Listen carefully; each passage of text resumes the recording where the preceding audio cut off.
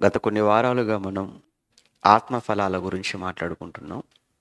అపోస్తలుడైన పౌలు గారు గలతీ సంఘాలకు రాశాడు. ఆ గలతీ సంఘాలకు వ్రాసినటువంటి లేఖలో, పత్రికలో మీరు ఫలించాలి. మీ నుంచి వచ్చేటువంటి ఆ ఫలములో 9 భాగాలు, ఫలములో 9 భాగాలు. అందులో ఒక్కొక్క భాగాన్ని గురించి మనం మాట్లాడుకుంటున్నాం. ప్రేమను గురించి మాట్లాడుకున్నాం, సంతోషం గురించి మాట్లాడుకున్నాం, సమాధానాన్ని గురించి మాట్లాడుకున్నాం, అలానే దీర్ఘశాంతం గురించి మాట్లాడుకున్నాం, ఆశా నిగ్రహాన్ని గురించి రాత్రి మాట్లాడుకున్నాం. ఇక ఈరోజు సాత్వికము అనేటువంటి గుణాన్ని లేదా సాత్వికము అనే ఫలాన్ని గురించి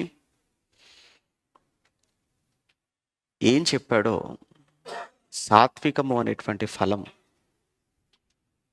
అది ఎలా ఉంటుందో చూసే ప్రయత్నం చేద్దాం. ప్రియులరా, సాత్వికము అనేటువంటి మాటకు అర్థం వినయము అని. సాత్వికము అనే మాటకు మరొక అర్థం విధేయత,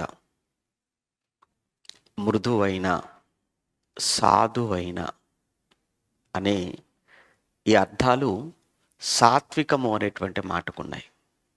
అయితే ఈ సాత్వికము అనే గుణం చాలా గొప్పది. ఈ లక్షణం ఉన్నతమైనటువంటి లక్షణం అని బైబిల్లో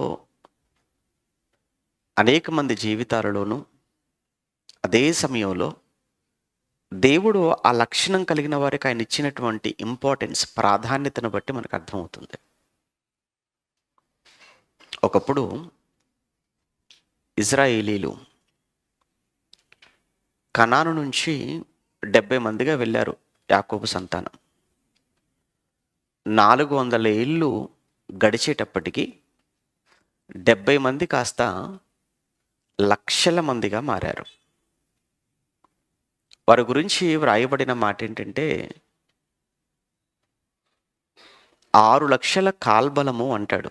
ఐగుప్తు నుంచి కనానుకు బయలుదేరే సమయానికి వారి సంఖ్య 6 లక్షల కాల్బలం.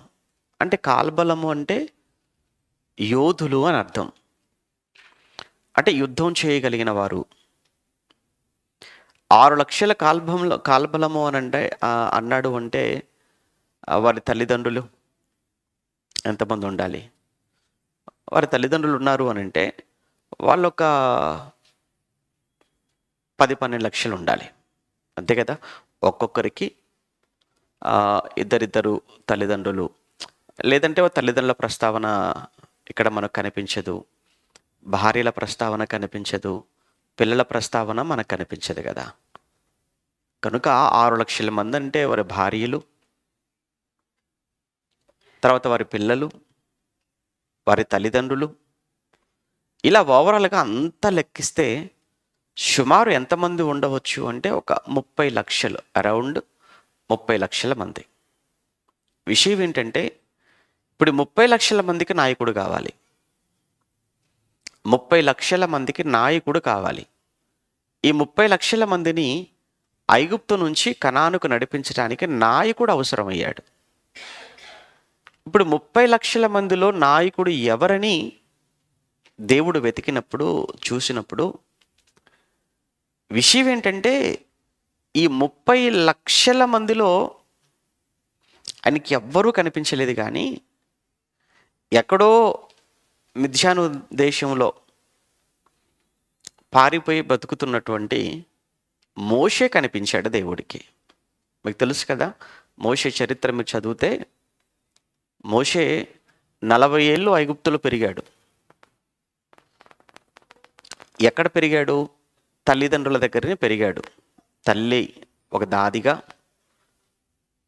పాలిచ్చి చక్కగా దేవుని గురించినటువంటి జ్ఞానాన్ని చిన్ననాటి నుంచి చక్కగా నేర్పిస్తూ మంచి భయభక్తుల్లోనే ఒక తల్లిగా మోషే తల్లిగా తను పెంచటం అనేది మనం చూస్తుంటాం. ఆ తర్వాత కాలంలో పెరిగి పెద్దవాడయ్యాడు. ఫరో యొక్క కుమార్తె యొక్క కుమారుడిగా పెరిగాడు కనుక ఆ రోజు ఉన్నటువంటి ఐగుప్తు దేశంలో ఉన్నటువంటి ఆ విద్యలన్నీ కూడా అభ్యసించవలసిన అవసరం ఏర్పడింది. వెళ్ళాడు. ఆ విద్యలన్నీ కూడా సకల విద్యలు అనేటువంటి పదప్రయోగం చేయబడుతుంది. స్టెఫెను గారు 7వ అధ్యాయంలో అపోస్తల కార్యాల్లో ఆయన గురించి మాట్లాడుతున్నప్పుడు ఐగుప్తులో ఉన్నటువంటి సకల విద్యలలో ఇతను ప్రవీణుడుగా కనబడతాడు మోషే గారు. అలా చాలా విద్యలు నేర్చుకున్న తర్వాత తన జాతి వారు ఎవరు అనే సంగతి తను మర్చిపోలేదు. తన జన్మలో ఉన్న కారణాన్ని తను మర్చిపోలేదు. తన జాతి హెబ్రియుణ్ణి మరొక ఐగుప్తీయుడు కొట్టడం చూసి ఐగుప్తుని అక్కడికక్కడే కొట్టి చంపేస్తాడు. ఆ తర్వాత తన జాతి వారే ఇద్దరు ఫైట్ చేసేటప్పుడు పోట్లాడుతున్నప్పుడు వారిని విడదీసే ప్రయత్నం చేస్తాడు.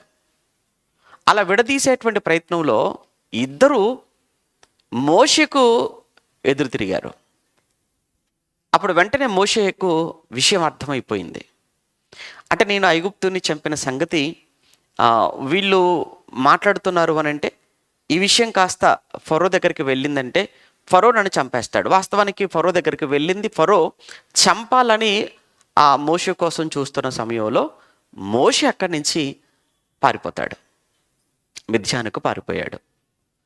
మిద్యానులో 40 సంవత్సరాలు ఉన్నాడు. మరలా అక్కడికి వెళ్ళిన తర్వాత ఇక్కడ ఇన్ని విద్యలు నేర్చుకొని ఐగుప్తు దేశంలో సకల విద్యలు నేర్చుకొని ఆ మిద్యానికి వెళ్ళి అక్కడ ఆయన చేసిన పని ఏంటంటే గొర్రెలు కాచుకునే పనిలో ఉన్నాడు. 40 ఏండ్లు అరణ్యంలో గొర్రెలు కాచుకుంటూ ఉంటున్న సమయంలో ఇప్పుడు ఇశ్రాయేలీలను విడిపించి వారు నడిపించటానికి నాయకుడు అవసరమయ్యాడు. ఇప్పుడు ఎవరు నాయకుడుగా ఉంటే బాగుండు అని దేవుడు చూసినప్పుడు అప్పుడు ఆయన దృష్టిలో ఆయన మనసులో పడిన వ్యక్తి ఎవరంటే మోషే. ఇక్కడ నేను బాగా ఆలోచించాను. ఎందుకు ఇన్ని లక్షల మంది ఉండగా ఇన్ని లక్షల మందిలో ఏ ఒక్కడు కూడా నాయకుడు అయ్యేటువంటి అర్హత కానీ ఆ ఫిట్నెస్ కానీ లేదా అంటే స్పిరిచువల్ ఫిట్నెస్ లేదా అంటే లేదనే కదా ఎక్కడో మిద్యానులో ఉన్నటువంటి మోషే దగ్గరకు దేవుడు వెళ్ళాడు. మరింతకు వీరిలో ఈ 30 లక్షల మందిలో లేనిది మోషేలో ఉన్నది. వీరిలో దేవుడికి కనిపించనిది మోషేలో మాత్రమే దేవుడు చూసిన ఒక గొప్పదైన లక్షణం ఏంటంటే సాత్వికం. నిజంగా మోషేలో ఆ సాత్వికం ఉందా? దేవుడే చెప్తున్నాడు. ఒకసారి మీరు సంఖ్యాకాండం 12వ అధ్యాయాన్ని మీరు చూడగలిగితే మోషే గురించి దేవుడే ఇస్తున్నటువంటి సాక్ష్యం అది. మోషే గురించి దేవుడిచ్చే ఆ స్టేట్మెంట్ సంఖ్యాకాండం 12వ అధ్యాయం 3వ వచనం. సంఖ్యాకాండం 12వ అధ్యాయం 3వ వచనం. యెహోవా ఆ మాట వినెను, మోషే భూమి మీద ఉన్న వారందరిలో. ఎంత అద్భుతమైనటువంటి సాక్ష్యం కదండి అది. మోషే తన గురించి తను చెప్పుకుంటున్న సాక్ష్యం కాదది. మోషే గురించి ఎవరిస్తున్న సాక్ష్యం? దేవుడిచ్చే సాక్ష్యం. ఇప్పుడు ఇక్కడ నేను నిలబడి ఏమంటే నేను చాలా ప్రేమ కలిగిన వాడినండి, ఏమంటే నేను చాలా క్షమాగుణం కలిగిన వాడినండి, నేను చాలా సాత్వికునండి అని నేను చెప్పుకోవడం కంటే ఇవి మీరు చెప్పారనుకోండి అది ఎంత బాగుంటుంది. నిలబడి నేను నా గురించి నేను చెప్పుకోవడం కంటే నా కొరకు మీరు మాట్లాడింది నిజమవుతుంది. ఇక్కడ మోషే గురించి దేవుడిచ్చేటువంటి సాక్ష్యం మనం చూస్తున్నాం. భూమి మీద ఉన్న వారందరిలో మోషే మిక్కిలి. నిజంగా ఆ మాట చదివిన తర్వాత మోషే గురించి చాలా ఆశ్చర్యం వేసింది. సాత్వికం అంటే ఏంటి చెప్పాం కదా. సాత్వికం అంటే వినయం, సాత్వికం అంటే విధేయత, సాత్వికం అంటే మృదుత్వం, మృదువుగా మాట్లాడడం. చాలామంది మాట్లాడతారు కానీ మాటల్లో ఏముండదంటే మృదుత్వం ఉండదు. మృదుత్వం అంటే ఏంటి ఒకసారి చూస్తారా? మృదుత్వం ఎలా ఉంటుందో చూస్తారా? సామెతల గ్రంథం 15వ అధ్యాయం. సామెతల గ్రంథం 15వ అధ్యాయం మొదటి వచనం. సామెతల గ్రంథం 15వ అధ్యాయం మొదటి వచనం. మృదువైన మాట. ఆ పదం చూడండి, అది ఎలా ఉంటుందండి? మృదువైన మాట అంటే ఎలా ఉంటుంది?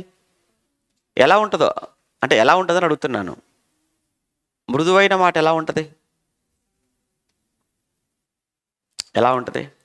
ఇప్పుడు ఎక్కడున్నావు అని అంటారు, పర్వాలేదు. కొంతమంది ఉంటారు, ఎక్కడ తెచ్చావు? ఇప్పుడు భావం ఒకటే. ఇప్పుడు అవతల వ్యక్తి ఎక్కడున్నావు అని అడుగుతున్నావు, భావం అయితే అదే కదా. భావం ఒకటే, కానీ మాట్లాడిన ఆ మాట చూడండి, ఆ విధానం ఏమన్నా బాగుందా? బాలేదు. ఆ మాట విన్నవారికి ఎంత ఇరిటేషన్గా ఉంటుంది, ఎంత కోపంగా ఉంటుంది. మృదువైన మాట ఏమంటున్నాడు? ఆ పదం చూడండి, మృదువైన మాట క్రోధమును చల్లార్చును అన్నాడు. అని అంటే అవతల వ్యక్తి ఎంత కోపంగా ఉన్నా, అవతల వ్యక్తి ఎంత కఠినంగా మాట్లాడుతున్నా, ఒక్క మాట నెమ్మదిగా మనం మాట్లాడామనుకోండి, అతనిలో ఉన్న కోపం, అప్పటి వరకు అతనిలో ఉన్న క్రోధాన్ని మనం ఏం చేసిన వాళ్ళం అవుతాం తెలుసా? చల్లార్చిన వాళ్ళం అవుతాం. ఇలా కొంతమంది అలానే మాట్లాడుతుంటారండి. నిజంగా ఏంటండి ఎలాంటి ఇంత ఆవేశంతో లేచి ఇంత కోపాన్ని చూపించిన ఆ వ్యక్తిని ఎలాంటి మీరు సైలెంట్ చేయగలిగారు? అంటే మాట్లాడే విధానం ఒకటి ఉంది, అది అందరికీ కాదు. ఎస్పెషల్లీ క్రైస్తవులుగా మనం చాలా అలవాటు చేసుకోవాలి, నేర్చుకోవాలి. అందుకే ఆత్మఫలం గురించి మాట్లాడినప్పుడు ఈ సాత్వికం అనేటువంటి ఈ గుణాన్ని తీసుకుని వెళ్ళి ఎందులో పెట్టాడంటే ఆత్మఫలంలో పెట్టాడు. అదే కదండి. మోషేలో ఏం చూసాం మనం? సాత్వికం చూసాం. సాత్వికం అనేటువంటి గొప్ప లక్షణాన్ని పౌలు గారు తీసుకుని వెళ్ళి ఎందులో పెట్టాడు? ఆత్మఫలాలలో పెట్టాడు. అలా కాక నొప్పించు మాట అన్నాడు, చూసారా? ఆ నొప్పించు మాట ఏం చేస్తుందట? కోపముని ఇంకా రేపుతుంది అంటాడు. చెప్పాను కదా ఎలా ఉంటుందో నొప్పించు మాట. అది అంటే ఆ మాట్లాడుతున్నప్పుడు మృదుత్వంతో, చాలా సాత్వికంతో మనం మాట్లాడాలి. మాటే కదా అని ఇష్టం వచ్చినట్టుగా మాట్లాడకూడదు. ఓకేనా? రైట్. ఒకసారి ఇంకా మరికొన్ని మాటలు మనం చూద్దాం. అబ్రహాం గారి గురించి మాట్లాడుతున్నప్పుడు కూడా అబ్రహాము కూడా చాలా సాత్వికుడు. అంటే చాలా వినయం కలిగినవాడు, విధేయత కలిగినవాడు. ఎలా అంటే అప్పటికి అబ్రహాము గారుకు దేవుడు ప్రత్యక్షమయ్యే సమయానికి అసలు అబ్రహాముకి దేవుడు గురించి అస్సలు బొత్తిగా తెలియదు కదా. అబ్రహాము గారు ఎక్కడుండేవాడు అంటే మెసపతోమియాలో ఉండేవాడు. మెసపతోమియా అంటే 2 నదుల మధ్య ప్రాంతం. మెసపతోమియా, యూఫ్రటీసు, టైగ్రీస్ అనే ఈ 2 నదుల మధ్య భాగాన్ని ఏమంటారు అంటే మెసపతోమియా అని అంటారు. ఈ మెసపతోమియాలో మరలా పై భాగం వచ్చేసి నార్త్లో వచ్చేసి ఏమో సెమెటిక్ భాష మాట్లాడే వాళ్ళు ఉంటారు. కిందనేమో సుమేరియన్స్ నివసించే వాళ్ళు. ఈ కింది భాగం అంటే దక్షిణ భాగం వచ్చేసి ఈ ఇప్పుడు ఊరు అనేటువంటి ప్రాంతం. ఆ ఊరు అనే దక్షిణ భాగం అంటే మెసపతోమియాలో దక్షిణ భాగానికి చెందినవాడు అబ్రహాం గారు. అది గుర్తుపెట్టుకొని సరిపోతుంది. మెసపతోమియాలో కింద దక్షిణ భాగం ఉంటుంది. ఆ దక్షిణ భాగంలో ఊరు అనేటువంటి ఒక ఊరు, విలేజ్ పేరే ఊరు, ఎవరు గ్రామం పేరే ఊరు, ఆ ఊరి పేరే ఊరు. ఆ ఊరిలో నివాసం ఉండేవాడు ఎవరు? అబ్రహాం గారు. అక్కడ ఆయన ఉంటున్నప్పుడు ఆయన కూడా విగ్రహారాధన చేసేవాడు. అప్పుడు దేవుని వాక్కు ఆయనకు ప్రత్యక్షమైంది. దేవుడు అప్పుడు ఆయనకు ప్రత్యక్షమయ్యాడు. నీవు నీ ఊరును వదిలేయాలి, నీ బంధువులను వదిలేయాలి, నీ ఇంటిని విడిచిపెట్టాలి, నేను నీకు చూపించే దేశానికి నువ్వు వెళ్ళిపోవాలన్నాడు. అసలు నువ్వెవరు? నా ఊరెందుకు వదిలిపెట్టాలి? నా బంధువులు ఎందుకు వదిలేయాలి? మా ఇంటిని ఎందుకు వదిలేయాలి? పోనీ నేను చూపించు దేశం అంటున్నావు, అదేదో ఇప్పుడే చూపించు. ఒక్క ప్రశ్న కూడా మరలా తిరిగి దేవుణ్ణి అడిగినట్లుగా కనబడదు. ఒక్క ప్రశ్న కూడా తిరిగి దేవుణ్ణి అతను అడగలేదు. వెంటనే ఊరు వదిలేసి, బంధువులు వదిలేసి, ఇంటిని వదిలేసి తన భార్యను వెంట పెట్టుకుని బయలుదేరి వెళ్ళిపోతూనే ఉన్నాడు. అంటే ఇక్కడ మనకి ఏమర్థమవుతుందంటే, ఇక్కడ అతను దేవుని మాటకు అబ్రహాం ఇచ్చిన చూపించిన విధేయత, అంటే దేవుని మాటకు లోబడటం. విధేయత అంటే లోబడటం అని అర్థం. విధేయత అంటే లోబడటం. కనుక అక్కడ అబ్రహాము దేవుని మాటకు ఆయన లోబడ్డాడు, విధేయత చూపించాడు. ఆ దేవుడు చూపించినటువంటి కనాను దేశానికి అతను వచ్చాడు. వచ్చిన తర్వాత దేవుడు అన్నాడు, ఇదిగో నిన్ను చాలా గొప్ప జనాంగంగా చేస్తాను. పిల్లలు లేరు కదా నీకు, 75 సంవత్సరాలు వచ్చాయి కదా, నీకు పిల్లలు లేరు కదా, నువ్వేం వరి అవ్వకు, నేను నిన్ను గొప్ప జనాంగంగా నేను చేస్తాను. నీ సంతానాన్ని ఆకాశ నక్షత్రంలో వలె మారుస్తాను, లేదా నీ సంతానాన్ని ఇసుక రేణువులంతగా నేను చేస్తాను అని అన్నాడు. నమ్మాడు. 100 ఏళ్ల తర్వాత కానీ అబ్రహాముకు దేవుడు ఒక కుమారుని ఇవ్వలేదు. సరిగ్గా 100 ఏళ్లకు పుట్టాడు ఇస్సాకు. ఈ 25 ఏళ్లలో కూడా దేవునికి లోబడ్డాడే తప్ప, దేవునికి విధేయత చూపించాడే కానీ ఎక్కడ కూడా దేవుని మీద అవిశ్వాసం కానీ, దేవుణ్ణి తిరిగి మరలా అడగటం కానీ, దేవునికి విరోధంగా కానీ ఎక్కడ అబ్రహాము గారు మారలేదు. అందుకే అబ్రహాం అనగానే చాలా పాఠాలు మనకు ఆయన జీవితంలో మనకు అనిపించిన, అందులో ఒకటేంటంటే అబ్రహాము గారు కూడా దేవుడికి చాలా విధేయత చూపించాడు. అబ్రహాం గారు కూడా దేవుడి పట్ల ఏమంటారు అంటే ఆయన లోబడిన వాడిగా కనబడతాడు. అబ్రహాం గారు మాత్రమే కాదండి, ఇలా అబ్రహాము కానీ, ఇస్సాకు కానీ, యాకోబు కానీ, ఇలా పాత నిబంధనలు అనేక మంది భక్తుల జీవితాలు, వీళ్ళంతా కూడా విశ్వాసం వీరులు అని హెబ్రీ పత్రిక 11వ అధ్యాయంలో మనం చదువుకుంటాం చూసారా. వాళ్ళందరి జాబితా అక్కడ మనకు కనబడుతున్నప్పుడు వాళ్ళంతా కూడా ఎవరు అని అంటే, వాళ్ళంతా కూడా దేవునికి విధేయత చూపిన వాళ్ళు, దేవునికి లోబడిన వాళ్ళు. అలా లోబడటము, విధేయత చూపటం అన్నమాటకు అర్థమే సాత్వికం. ఒకసారి యేసుక్రీస్తు జీవితాన్ని కూడా మనం చూద్దాం. యేసుక్రీస్తు జీవితాన్ని మనం చూసినప్పుడు యేసుక్రీస్తుల వారు కూడా కంప్లీట్గా అయినా అన్ని విషయాలలో దేవునికి ఆయన లోబడిన విధేయత చూపిన వాడు అని ఆయన గురించి రాయబడుతుంది. ఒకసారి మత్తయి సువార్త 11వ అధ్యాయం ముందుగా ఆయన గురించి ఆయన చెబుతున్న మాట మనం ముందుగా చూద్దాం. మత్తయి సువార్త 11వ అధ్యాయం 28వ వచనంలో, మత్తయి సువార్త 11వ అధ్యాయం 28వ వచనంలో, ప్రయాసపడే భారం మోసుకొనుచున్న సమస్త జనులారా నా యొద్దకు రండి, నేను మీకు విశ్రాంతిని కలుగజేతును, నేను సాత్వికుడను. ఆ పదం చూడండి, నేను సాత్వికుడను అన్నాడు. అంటే యేసుక్రీస్తు ఆయన ఎవరని చెప్పుకుంటున్నాడు? సాత్వికుడని చెప్పుకుంటున్నాడు. నిజంగా యేసుక్రీస్తులో సాత్వికం ఉందా అండి? యేసుక్రీస్తులో సాత్వికం ఉందా? సాత్వికం అంటే ఇంకా వినయం, విధేయత, మృదుత్వం అన్నాం, సాధువు అన్నాము. ఇంకా ఇంకొక మాట కూడా మనం చెప్పుకోవచ్చు, ఏంటంటే తగ్గించుకోవటం, తగ్గింపు. సాత్వికం అంటే తగ్గింపు అని అర్థం. అంటే ఆ సాత్వికం లేదా ఆ తగ్గింపు యేసులో ఉందా అంటే చాలా స్పష్టంగా యేసు జీవితంలో మనకు కనబడుతుంది సాత్వికం అనేది.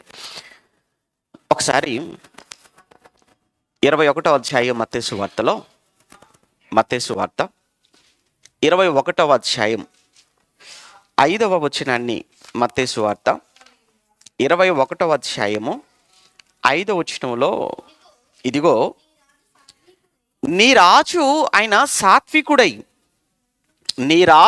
సాత్వికుడై గాడిదను, భారవాహక పశువు పిల్ల అయిన చిన్న గాడిదను ఎక్కి నీ యొద్దకు వచ్చుచున్నాడు అన్నాడు.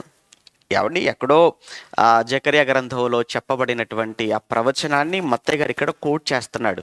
యేసుక్రీస్తు ప్రభుల వారిక చివరి వీక్, ఆయన జీవితంలో చివరి వారం అది. ఆయన యెరూషలేములో గాడిద మీద కూర్చొని ప్రవేశిస్తున్నాడు. ప్రజలందరూ కూడా ఆయనకు స్వాగతం చెప్తూ జయము జయము జయము అని కేకలు వేస్తుంటారు. దీన్ని లెంట్ డేస్లో మన క్రైస్తవ సహోదరులు దాన్ని ఏమంటారు? మట్టల ఆదివారము అంటారు కదా, దాన్ని అలా చేస్తారు కదా. పామ్ సండే అంటారు ఇంగ్లీష్లో, పామ్ సండే. అంటే యేసుక్రీస్తును ఆయన ఊరేగింపుగా తీసుకెళ్ళటం అన్నమాట. ఒక రకంగా ఆయన వస్తున్నాడు, ఆయనకు జయము అంటున్నారు, ఆయనకు ఏంటంటే ఆయనకు స్వాగతం పలుకుతున్నారు యెరూషలేములోకి అన్నట్లుగా ఇక్కడ మనం చదువుకుంటాం. ఇందులో ఒక మాట ఏంటంటే ఆయన ఎలా వస్తున్నాడు? గాడిదనెక్కి సాత్వికుడై. విషయం ఏంటంటే అక్కడ చెప్పబడిన మాట ఏంటంటే రాజు అన్న మాట ఉంది చూసారా, ఇదిగో నీ రాజు. యాక్చువల్గా రాజు ఎప్పుడు కూడా గాడిదెక్కడు. రాజు గాడిదనెక్కడు. రాజు ఏమెక్కాలి? గుర్రం కదా ఎక్కాలి. మరి రాజు అనేవాడు గుర్రం ఎక్కాలి కానీ రాజు గాడిదెక్కడం ఏంటి అంటే ఇక్కడ ఏంటంటే రాజు గుర్రం మీద వస్తే దేనికి గుర్తంటే వైలెన్స్. రాజు గుర్రం మీద వచ్చాడు అని అంటే యుద్ధం. రాజు యుద్ధానికి బయలుదేరుతున్నాడంటే గుర్రం ఎక్కుతాడు. రాజు గుర్రం ఎక్కాడంటే ఇంకా కత్తి పట్టుకొని యుద్ధానికి బయలుదేరినట్టు. ఈయన రాజే కానీ గాడిదెక్కాడు అంటే అర్థం ఏంటి? వైలెన్స్ కాదు ఈయన వెళ్ళేది. ఇతను వెళ్ళేది ఆ యుద్ధానికి కాదు. అదే సాత్వికం, సమాధానం, సాత్వికం, ఒక తగ్గింపు. ఇది యేసుక్రీస్తుల వారి జీవితంలో మనకు కనిపించేది. నిజంగా ఆయన ఎంత సాత్వికుడుగా మనకు కనపడతాడు అంటే యేసుక్రీస్తు జీవితాన్ని మనం చూసినప్పుడు ఎక్కడ కూడా యేసు ప్రభుల వారు తను తాను హెచ్చించుకోవటం లేదా ఎక్కడ కూడా దేవుని చిత్తానికి వ్యతిరేకంగా ప్రవర్తించడం అనేది ఆయన జీవితంలో మనకు ఎక్కడ కనబడదు. ఆయన సృష్టికి ముందు ఎంత గొప్పవాడో మీకు తెలియని కాదు. ఆయన గురించి పౌలు గారు మాట్లాడినప్పుడు ఆయన దేవుని స్వరూపం కలిగిన వాడుగా ఉన్నాడు, దేవునితో సమానముగా ఉన్నాడు. అయినప్పటికీ కూడా దేవుని స్వరూపాన్ని అలానే దేవునితో సమానముగా ఉండుట దాన్ని అంతటినీ కూడా విడిచిపెట్టాడు. విడిచిపెట్టి ఎలా వచ్చాడట? మనుషుల పోలికగా వచ్చాడు అంటాడు. మనుషులలో మరలా దాసుని స్వరూపంలోకి వచ్చాడు. దాసుని స్వరూపంలోకి వచ్చి కూడా మళ్ళీ తన్ను తాను ఎలా చేసుకున్నాడని చెప్తాడు. ఫిలిప్పీ పత్రిక 2వ అధ్యాయంలో 6-8 వచనాలలో ఇవన్నీ కనబడతాయి. తన్ను తాను రిక్తునిగా చేసుకున్నాడు అని అంటే ఏమీ లేనివాడుగా ఉన్నాడు ఆయన. అంత అవసరం కానీ ఆయన వచ్చాడు. ఇంకొక మాట ఏమంటాడు అని అంటే ఆయన ధనవంతుడు. కానీ ఆయన ధనవంతుడై ఉండి కూడా మీ నిమిత్తం ఆయన ఏం కావాల్సి వచ్చింది అన్నాడు పౌలు గారు? దరిద్రుడు కావాల్సి వచ్చింది అని అన్నాడు. ఆయన ధనవంతుడై మన కోసం ఆయన దరిద్రుడిగా రావాల్సిన అవసరం ఏంటి అంటే ఇవన్నీ మనం చూస్తుంటే ఆయనలో ఉన్నటువంటి సాత్వికం, ఆయనలో ఉన్నటువంటి ఆ తగ్గింపు మనకు స్పష్టంగా మెండుగా కనబడుతుంది. ఆయన రాజు అన్నాడంటే ఏమండి ఏ దేశానికి రాజు అనుకుంటున్నారు? ఆయన ఒక భూమి మీద ఒక దేశానికి రాజు కాదండి. ఆయన సర్వభూమికి ఆయన రాజు. సర్వభూమికి కాదు, సర్వలోకానికి ఆయన రాజుగా ఉన్నాడు, లోకరక్షకుడుగా ఉన్నాడు. అంటే లోకరక్షకుడుగా సర్వానికి రాజుగా ఉన్న యేసుక్రీస్తు ప్రభుల వారు ఆయన ఇంతగా తగ్గించుకున్నాడా అనేటువంటి విషయాన్ని ఆలోచిస్తున్నప్పుడు మనమేంటో మనకున్న స్థాయి ఏంటో, మనకున్న స్థితి ఏంటో మనం ఒకసారి ఆలోచించుకోవచ్చు. ఆయన అంతా ఏమండి రాజు. ఆయన ఏమంటారు? యేసుక్రీస్తు గురించి లోకరక్షకుడు అని ఆయన గురించి మనం చదువుకుంటాం కదా, లోకరక్షకుడు అని అంటాం. యేసుక్రీస్తు పుట్టినప్పుడు దావీదు పట్టణమందున రక్షకుడు మీ కొరకు పుట్టి ఉన్నాడు అని మాట్లాడుతూ ఆయన లోకరక్షకుడు. యోహాను సువార్త 4వ అధ్యాయంలో కూడా యేసుప్రభుల వారు సమరయ ప్రాంతాలకు వెళ్ళినప్పుడు సమరయ ప్రాంతాల్లో ఉన్నటువంటి ప్రజలందరూ కూడా ఇచ్చినటువంటి స్టేట్మెంట్ ఏంటంటే నిజముగా ఈయన లోకరక్షకుడు అని మాట్లాడతారు. ఇటు లోకాలను రక్షించటానికి వచ్చినటువంటి లోకరక్షకుడు, లోకం అంతటికి కూడా ప్రభువు అయినటువంటి యేసుక్రీస్తు ఆయన గాడిదనెక్కి రావటాన్ని చూసి ఇదిగో నీ రాజు సాత్వికుడై గాడిదనెక్కి, ఇదిగో యేసుక్రీస్తు ప్రభుల వారు స్వయంగా చెప్తూ ఇదిగో నేను సాత్వికుడును అని మాట్లాడుతున్నాడు. నిజంగా నువ్వు సాత్వికుడువా అంటే అవును నేను సాత్వికుడిని. ఎక్కడ నాలో గర్వం కానీ ఎక్కడ నాలో అవిధేయత మీరు ఏమైనా చూపించగలరా?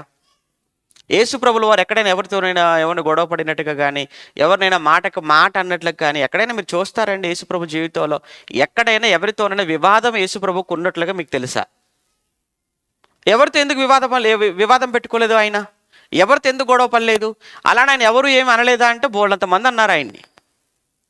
ఇప్పుడు యేసుప్రభుని తిండిపోతని అనలేదా? నిందించలేదా? నిందించారు. ఆయన త్రాగబోతని మాట్లాడలేదా? మాట్లాడారు.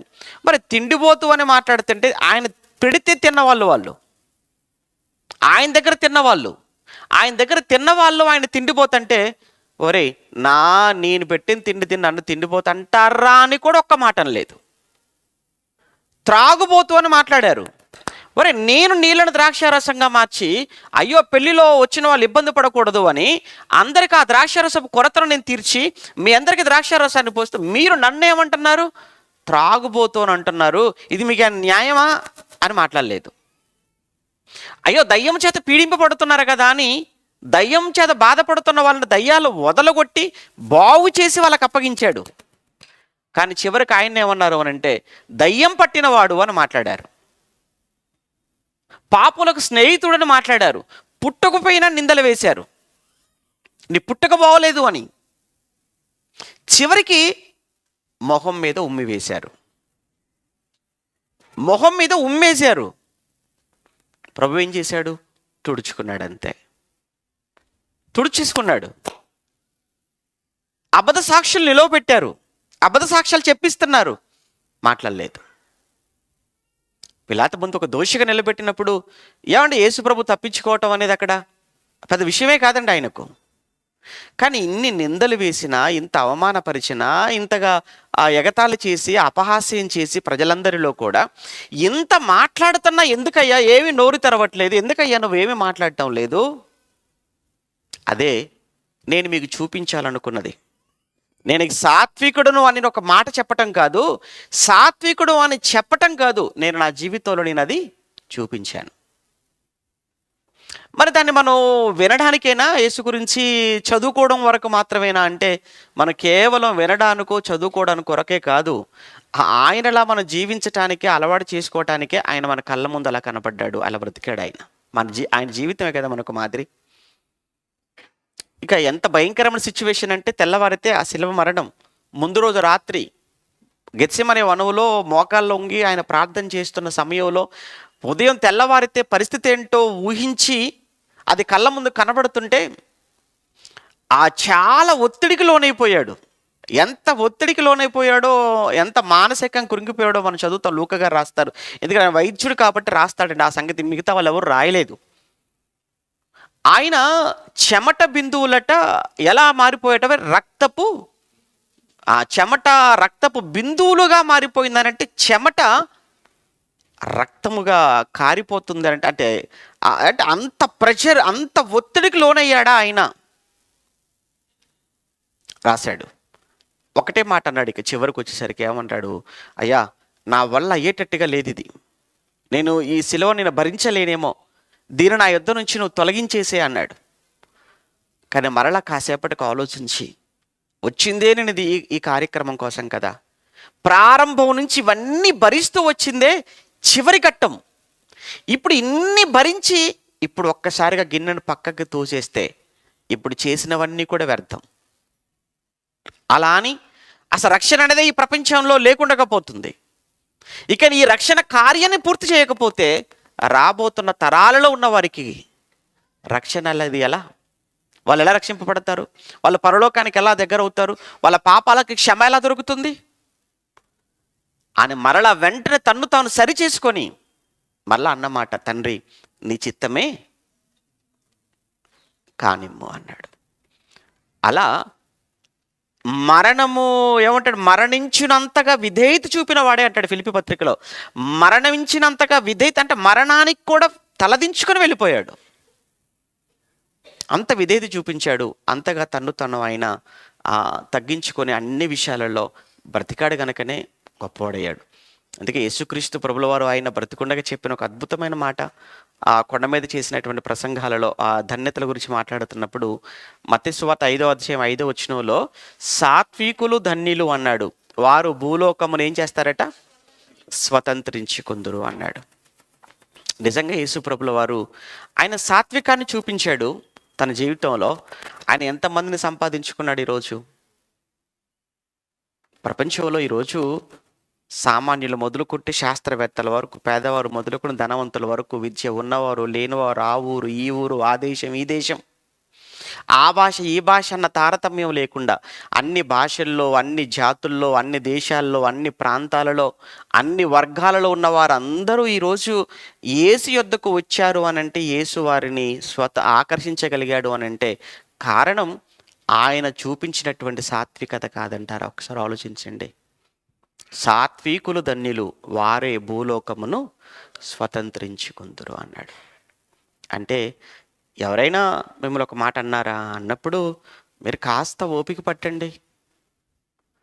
కాసేపటి తర్వాత వారు కూడా మీకు అభిమానులుగా మారిపోతారు. మళ్ళీ చెప్తున్నాను, ఇది ఏదో మిమ్మల్ని నమ్మించడానికి నేను చెప్తున్న మాట కాదు. మళ్ళీ చెప్తున్నాను, మిమ్మల్ని నమ్మించడం కొరకు నేను చెబుతున్న మాట కాదు. ఎవరైనా మిమ్మల్ని అవమానపరిచారనో, లేకపోతే ఎవరైనా మీ మీద నిందలు వేస్తున్నారో అని, ఎవరైనా మిమ్మల్ని శత్రులుగా భావిస్తున్నారని మీరు అనుకుంటే, అది తెలిసినప్పుడు కాస్త బాధ అనిపించినా కొంచెం మీరు ఓపిక పట్టండి. ఒకటి. రెండు, అలాంటి వారి విషయంలో ఇంకా మీరు ప్రేమను మీరు చూపించండి. అలాంటి వారి విషయంలో మీరు ఇంకా కొంచెం మీరు ప్రేమను చూపించి శ్రద్ధను చూపించగలిగితే వారు చేసిన తప్పేంటో వారికి మీరు చెప్పకుండానే చెప్పిన వాళ్ళు అవుతారు. వారు మిమ్మల్ని అపార్థం చేసుకున్నారని చెప్పి చివరికి వారే మీ దగ్గర రాక తప్పదు. వారు మీకు క్షమాపణ చెప్పి వారు మీకు చాలా దగ్గరైపోతారు. అలా కాకుండా మీకోసం వాళ్ళు మాట్లాడారని తెలిసినప్పుడు వెంటనే మీరు ఒక మాట అన్నారనుకోండి, అప్పుడు వారన్న మాటకు మీరు కౌంటర్ ఇచ్చేసినప్పుడు మీరన్న దానికి వాళ్ళు కౌంటర్ ఇచ్చేసి ఇలా ఆర్గ్యుమెంట్స్, వాదోపవాదాలు జరుగుతున్న కొద్దీ మీ మధ్య దూరం ఏమైపోతుంది, ఇంకా అంతకంతకు పెరిగిపోతుంది. ఆ తర్వాత ఇక జీవితంలో మరలా మీరు ఎప్పటికైనా కలిసే అవకాశం ఉంటుందా అంటే చెప్పలేము. ఈలోపు ఆ వివాదంతోనే వారైనా ఈ లోకాన్ని వదిలేయచ్చు, లేదా మీరైనా ఈ లోకాన్ని విడిచిపెట్టి వెళ్ళిపోవచ్చు. వారిని మీరు సంపాదించుకోలేరు, మిమ్మల్ని వారు సంపాదించుకోలేరు. మరి ఏంటండి దీనికి పరిష్కారము అని అంటే, కాస్త సాత్వికాన్ని మనం చూపించటం. ఉదాహరణకు నాకు ఈ సందర్భం చెప్తూ ఈ జ్ఞాపకం వచ్చినప్పుడల్లా పాత నిబంధనలో దావీదు గారి సందర్భం ఒకటి గుర్తొస్తుంది. దావీదు జీవితంలో దావీదు రాజైన తర్వాత కొడుకు రివర్స్ అవుతాడు. కొడుకే దావీదు గారి మీద తిరగబడతాడు కదా. అబీషాలోము అనే వాడు కుమారుడు దావీదు మీద తిరుగుబాటు చేసి దావీదు యొక్క అధికారాన్ని ఏమంటారు అని అంటే వెనక నుంచి లాగేసుకుంటాడు, కుట్రతో లాగేసుకుంటాడు. అంటే దావీదు గారికి తెలియకుండా కొంతమందిని మాయ మాటలు చెప్పేసి వాళ్ళ దగ్గరికి వెళ్ళి వీళ్ళ దగ్గరికి వెళ్ళి బలం పెంచుకుంటాడు. మీకు అర్థమైందా? అంటే దావీదు గారు రాజుగా ఉన్నాడు, రాజుగారికి ఆయనకు తెలియదు విషయం. తెలియకుండా అబ్షలోము చేసినటువంటి దొంగ పని అంట కదా. ఆ దొంగ పని ఏంటంటే, చేతగానితనం ఏంటంటే, ఎదురుగా వచ్చి మాట్లాడకుండా ఇంటింటికి వెళ్ళిపోతాడు. ఇంటింటికి వెళ్ళిపోయేసి ఆయన దావీదు మా నాన్నే కావచ్చు, ఆడు మంచోడు కాదు, ఆయన దగ్గర ఆయనకు సత్తా లేదు, ఆయనకు సబ్జెక్ట్ లేదు, ఆయనకు ప్రేమ లేదు అని ఈ రకమైనటువంటి మాటలు చెప్పేసి కొంతమంది ముఖ్యులైన కొంతమంది ఉంటారు కదా, వాళ్ళందరినీ అబీషలోము తన పక్షాన్ని తిప్పుకుంటాడు. తిప్పుకొని వీడు ఏంటంటే ఒక్కసారిగా నాకు బలం పెరిగిపోయింది అనుకుంటాడు. బలం పెరిగిపోయిందని చెప్పేసి అని ఒక్కసారిగా నేనే రాజును అని ప్రకటన చేసేసుకోగానే ఒక్కసారిగా దావీదు షాక్ అయిపోతాడు. అప్పుడు వెంటనే దావీదు దగ్గర చాలా బలవంతులు ఉంటారు. ఈ బలవంతులు అంటారు, రాజా వెళ్ళిపోమంటావా యుద్ధానికి వాళ్ళతో? వాళ్ళనగా అబ్షలోము అనగా ఏమాత్రం, వాడితో పాటు ఉన్న తొట్టి గ్యాంగ్ అంతా ఏమాత్రం అదంతా ఒక్కడికి ఏమీ తెలియదయ్యా, చెప్పు వేసేయమంటావా అంటప్పుడు దావీదు వీరిలాంటి ఆవేశపరుడు కాదు కదా. వద్దు, అనవసరంగా ఆఫ్టర్ ఆల్ అధికారం, దీని కొరకు ఇప్పుడు వెళ్ళామనుకో ఒక తండ్రి కొడుకుల యుద్ధం, ఆ తర్వాత నేను నా చేతులతో కొడుకుని పోగొట్టుకోవాల్సి వస్తుంది, ఆడ నమ్ముకున్న మిగతా వాళ్ళందరూ చనిపోతారు, వాళ్ళ భార్యలకు దూరం అయిపోతారు, పిల్లలకు దూరం అయిపోతారు, రక్తపాతం జరిగిపోతుంది. ఇంత నష్టం అవసరమా?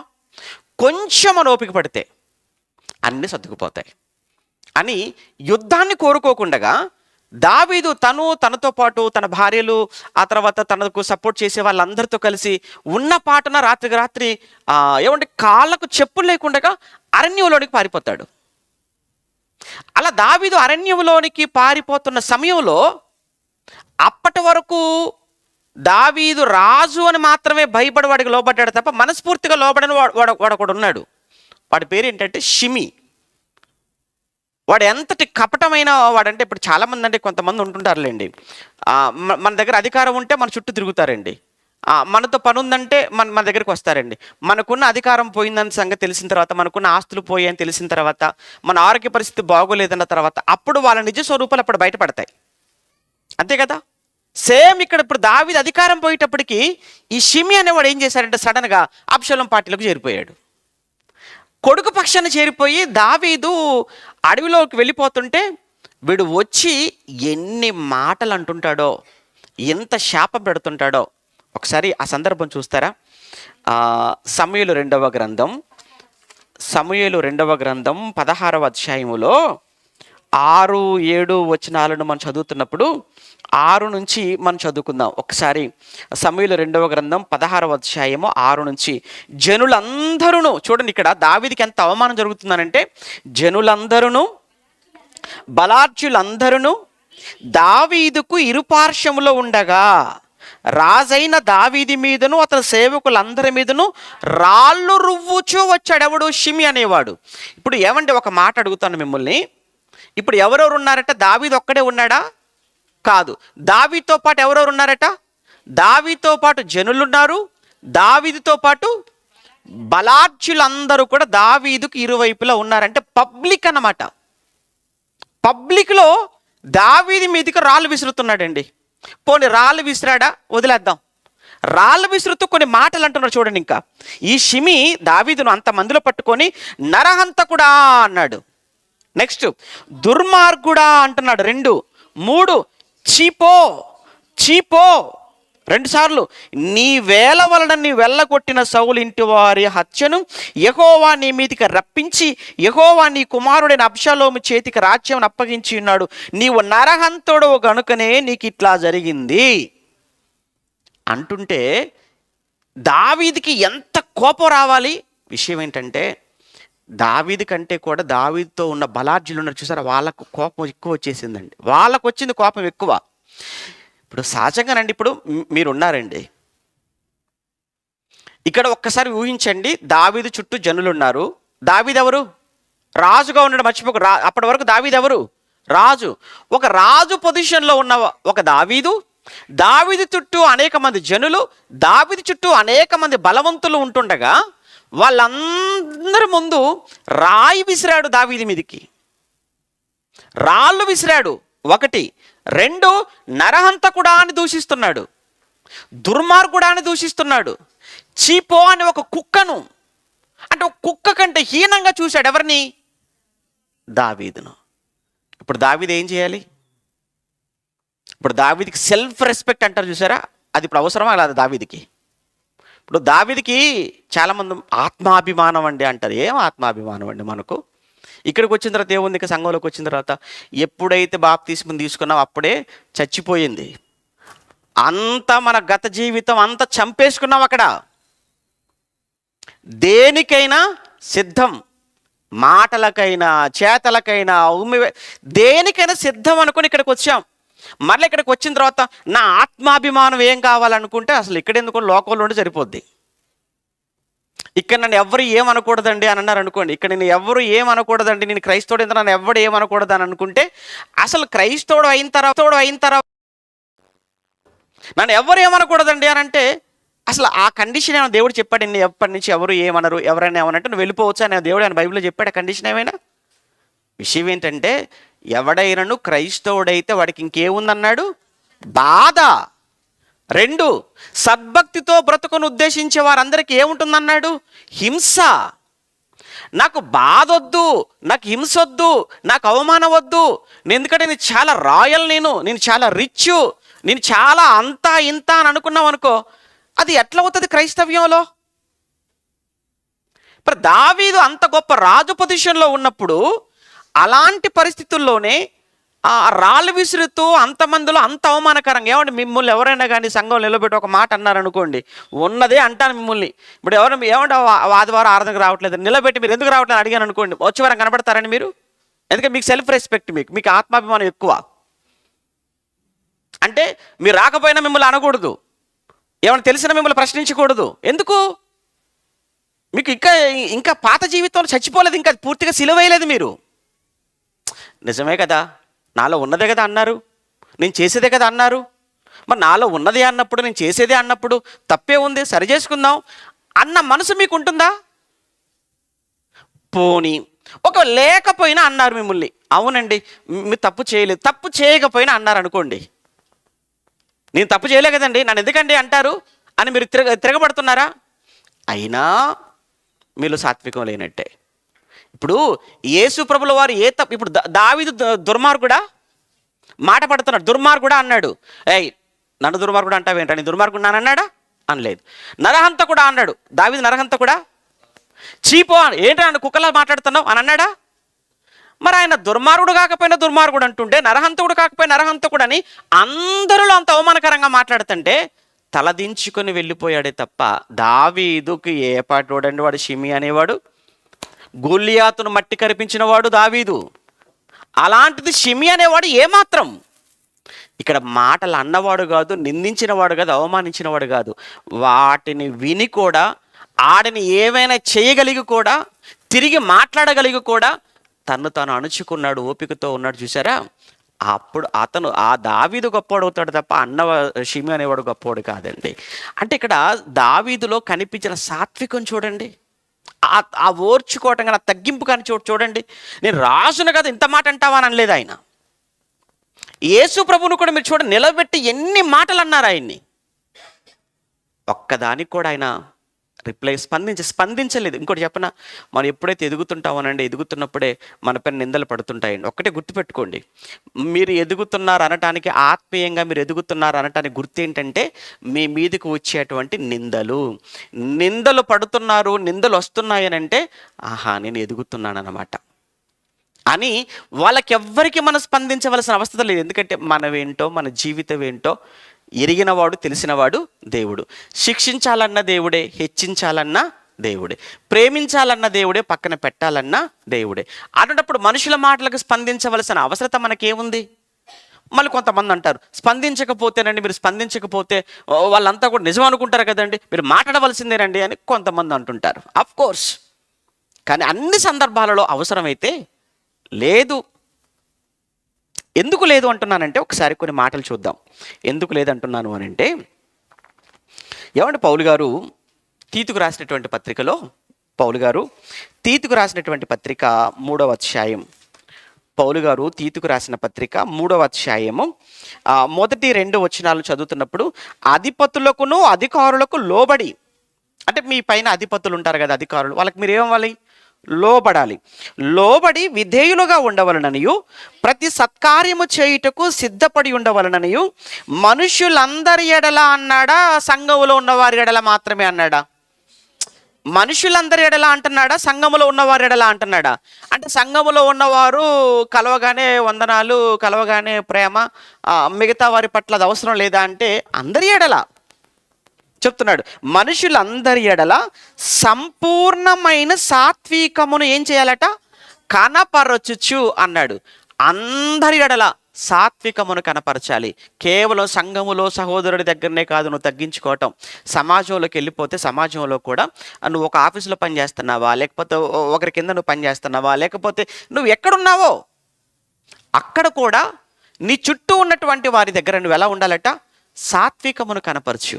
నిన్ను చూసిన వాళ్ళందరికీ ఎలా కనిపించాలంటే నువ్వు ఒక స్పెషల్గా కనబడాలి. ఎందుకు నువ్వు స్పెషల్గా కనిపించాలంటే యు ఆర్ చూసన్ పర్సన్, అంటే నువ్వు ప్రత్యేకమైన వాడివి, నువ్వు సెలెక్టెడ్ పర్సన్, నువ్వు ఏర్పరచబడిన వాడివి నువ్వు. అంతే కదండి, మీరు ఏర్పరచబడిన వంశమును, రాజులైన యాజక సమూహం. ఈ చీకటి, ఈ పాపమనే ఈ ప్రపంచంలో నుంచి నిన్ను దేవుడు ప్రత్యేకపరుచుకున్నాడు కదా, దేవుడిని ప్రత్యేకంగా ఎన్నుకున్నాడు కదా, నిన్ను పిలిచాడు కదా. మరి నిన్ను ప్రత్యేకంగా దేవుడు నిన్ను పిలిచాడు అనుకున్నప్పుడు నువ్వు ఎక్కడున్నా కానీ నువ్వు ఎలా కనిపించాలి? అవుతావు వారికి ప్రత్యేకంగా కనిపించాలి. ఏంటండి ఇతనికి మిగతా వాళ్ళకు చాలా తేడా ఉందండి, ఎందుకు మిగతా వాళ్ళ మాట అంటే పడరండి, ఇతను ఏ తప్పు లేకున్నా మాట అన్నా కానీ అతను పడతాడండి. ఏంటి తేడా? మిగతా వాడు తప్పు చేస్తే తప్పు అని అన్నా పడడు, కానీ ఇతను తప్పు లేకున్నా అన్నా కానీ ఇతను తలదించుకొని వెళ్ళిపోతున్నాడు అని అంటే ఏంటి స్పెషల్ ఏంటి? ఎందుకు ప్రత్యేకత? చాలామంది ఏమంటారంటే నేను తప్పు చేయనప్పుడు నన్ను ఎందుకంటే అనాలి అంటారు. నువ్వు తప్పు చేయకుండా అంటారు అని దేవుడు అన్నాడు, అయినా నువ్వు సహించాలి. నువ్వు తప్పు చేసినప్పుడు సహించావనుకో నీకు మేలేంటి అంటాడు పేతురుగా రాసినప్పుడు. ఇప్పుడు తప్పు చేసి సహించటం వల్ల మేలు కాదు, తప్పు చేసి దెబ్బలు తింటే తప్పుగా. నువ్వు తప్పు చేయకుండా దెబ్బలు తిన్నావు అనుకో అది నీకు మేలు. నువ్వు తప్పు చేయకుండా దూషించబడ్డావు అనుకో అది నీకు హితము అంటాడు పేతురుగారి పత్రికలో, మొదటి పత్రికలో మాట్లాడుతున్నప్పుడు. తప్పు చేసినప్పుడు ఎలాగో తప్పు చేసాం కాబట్టి మనం మౌనంగా ఉండి శిక్ష పడతామండి, కానీ అందులో కాదు కదా గొప్ప సంగతి. ఏది గొప్ప? తప్పు చెయ్యకుండానే మాట పడ్డామనుకో అది గొప్ప విషయం. మరి మీలో ఎలా ఉంటారు? మీరు ఎలా ఉంటారు చెప్పండి? మిమ్మల్ని తప్పు చేసినా ఏమనకూడదు, ఇక తప్పు చేయకపోతే అసలే అనకూడదు. ఇది అంటే అసలు ఈ పెంపకం కానీ ఈ విధానం కానీ అది అసలు వాక్య విధానమే కాదు. అది మళ్ళీ చెప్తున్నాను, ఈ విధానం అనేది బైబిల్ విధానం కాదు. మీరు తప్పు చేసినా పడాలి, తప్పు చేయకున్నా పడాలి. యేసు ప్రభు పడ్డాడా? పడ్డాడు. తప్పు చేశాడు ఆయన? తినిపోతా అన్నారు, నిజంగా తినిపోతా? మరి పడ్డాడు కదా మాట. త్రాగుబోతూ అన్నారు, నిజంగా తాగుబోతా? పడ్డాడా మాట? పడ్డాడు. దయ్యం పట్టిన వాళ్ళు అన్నారు, నిజంగా దయ్యం పట్టినవాడా? కాదు కదా. పడ్డాడా మాట? పడ్డాడు. మతి చెల్లించిన వాడు అన్నారు, పడ్డాడా మాట? పడ్డాడు. అంటే అవి నిజాలు కాకపోయినా భరించాడు అంతే తప్ప డిబేట్ పెట్టలేదు ఆయన. రండి తెలుసుకుందాం అనలేదు ఆయన. మరి ఏమన్నాడు? మనుషులందరి ఎడల సంపూర్ణమైన సాత్వికమును కనపరచాలి, కనబడాలి. నీలో సాత్వికం అనేది సమాజానికి కనబడాలి. ఎంతమందిలో ఏమండి మిమ్మల్ని చూసి ఎవరైనా కానీ ఏంటండి ఇంత ఆ సాత్వికంతో ఇంతగా తగ్గుంటారు ఏంటండి అని ఎప్పుడైనా మిమ్మల్ని చూసినప్పుడు ఎవరైనా అడిగారా? అసలు సంఘంలోనే కనపడదు. చాలామంది సంఘంలోనే కనిపించదు మీలో సాత్వికం. ఇక సమాజంలో మీరు సాత్వికంతో ఉంటున్నారంటే ఎలా నమ్మాలి చెప్పండి? మీకు అర్థమైందా? ఒక సేవకుడిగా నిలబడి వాక్యం చెప్పి బోధించే, మీ కొరకు ఆలోచించే, మీ కొరకు ప్రార్థించే, మీ కష్టాల గురించి, మీ బాధల గురించి ఎవరు మీరు చెబితే వినే, మీ కొరకు ఎప్పుడూ ఆలోచించే ఒక సేవకుడిగా నాకే మీలో కనబడనప్పుడు, మీరు లోబడి ఉండనప్పుడు మీరు సమాజంలో ఇంకెవరికి లోపడతారు చెప్పండి? మీరు సమాజంలో ఇంకెవరికైనా మీరు లోబడుతున్నారంటే అది నిజం అనుకోవాలా? ముమ్మాటికి కాదు. ఉదాహరణ చెప్తాను. ఇంట్లో తల్లిదండ్రులకు లోబడిన పిల్లలు బయట ఏమన్నా మనుషులకు లోబడతారా? ఇంట్లో కన్న తల్లిదండ్రుల మాట వినని పిల్లలు, కన్న తల్లిదండ్రులకు లోబడిన పిల్లలు, కన్న తల్లిదండ్రులను ఏడిపించే పిల్లలు బయట ఉన్నటువంటి వారికి లోబడతారని మీరు ఎలా అనుకుంటారు చెప్పండి? తల్లి కన్నది, పెంచింది, పెద్ద చేసింది. ఆ తల్లి ఎన్ని మార్లు ఏడ్చింది? ఆ ఏడుపు కారణం నువ్వు కాదు. ఎన్ని మార్లు రొమ్ములు బాదుకుంది? నువ్వు కాదు కారణం. నిన్ను నవమాసాలు మోసి కని పెంచి పెద్ద చేసిన తల్లి కంట్లో నీళ్ళు తిరిగాయి నీ విషయంలో అంటే, కడుపు కోతని కడుపు పట్టుకొని ఏడ్చిందనంటే, బాధ చెప్పుకొని రోధించిందనంటే, కన్న తల్లిని సంతోషపెట్టలేని నువ్వు ఇక ఈ సమాజంలో ఎవరిని సంతోషపెడతావు? తల్లిదండ్రులకు లోబడను నువ్వు ఈ సమాజంలో ఎవరికి లోబడుతున్నావు?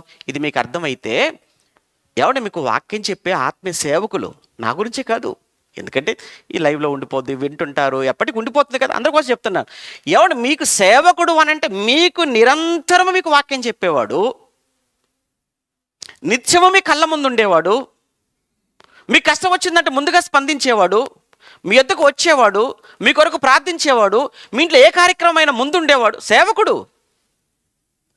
ఆ సేవకుడే మీ విషయంలో ఆ సేవకుని మీరు బాధ పెట్టినప్పుడు, ఆ సేవకుడికి మీరు లోబడినప్పుడు, ఆ సేవకుడికి మీరు విధేయత చూపించినప్పుడు, ఎక్కడో హైదరాబాద్లో ఉన్న సేవకుడికి మీరు లోబడుతున్నారంటే ఎలా నమ్మాలి?